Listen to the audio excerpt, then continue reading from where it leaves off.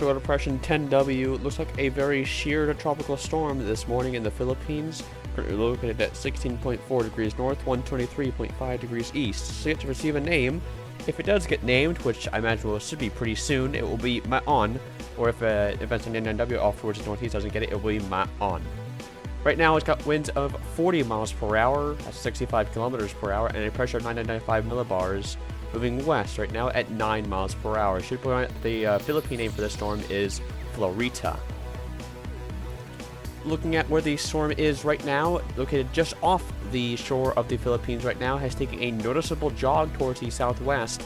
So maybe the center will pass over Luzon. We'll have to wait and see on that, but no info data available for the storm actually right now on the JTWC. Right now the storm is located 118 miles away from Cayugan, 193 from Naga, 194 from Baguio, 208 from Manila, and 211 from San Fernando. Signal 1 warnings are in effect for a large part of central and northern Luzon, as well as the Batanes Islands.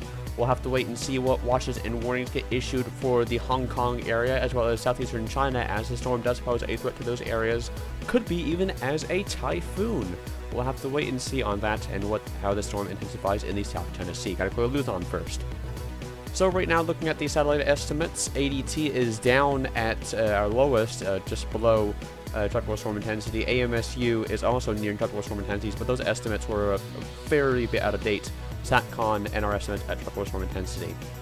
Looking at the Joint Typhoon Warning Center's forecast cone, as of the latest forecast cone, they were calling for a 65 mile per hour peak. Of course, there is room for that uptrend, and that the system could gain typhoon intensity in the South China Sea before making landfall in Hong Kong. We'll just have to wait and see how the storm intensifies, but of course, conditions are favorable for the storm to become a typhoon. So if you are in southeastern China as well as the Hong Kong area, look out for a potential typhoon impact for your region. But heavy rainfall is going to be the primary threat for the Philippines right now. Looking at the sea surface temperatures right now for the storm and in its path, looking pretty decent. 28 to 29 degrees Celsius, maybe even a little bit warmer, so certainly more than enough to sustain this thing all the way up towards its China landfall. Not going to be an issue for this storm right now. Looking at the HWRF model, it's going out of the blue right now, forecasting a Category 3 on the Saffir-Simpson scale. Not going to happen at all. Looking at the rainfall threat, you can clearly see that it was going for a more northerly track. Obviously, that shifted towards the southwest a little bit, but heavy rainfall is still a big threat for Luzon. Looking at the multi-diagnostic comparison right now from RAM, you can only see that it's only got the GFS and the HWRF on there, but looks to be pretty decent chance of this becoming a typhoon. Of course, wind shear is going to be a pretty big issue. As you can see right now, it's moderate, 25 knots or so, which is keeping that convection to the southern side of circulation. But sea surface temperatures, as I said, not going to be an issue, or relative humidity also not going to be an issue for the storm. So, to be honest, I don't really see any reason why this wouldn't reach typhoon intensity in the South China Sea. We'll have to wait and see on that, though.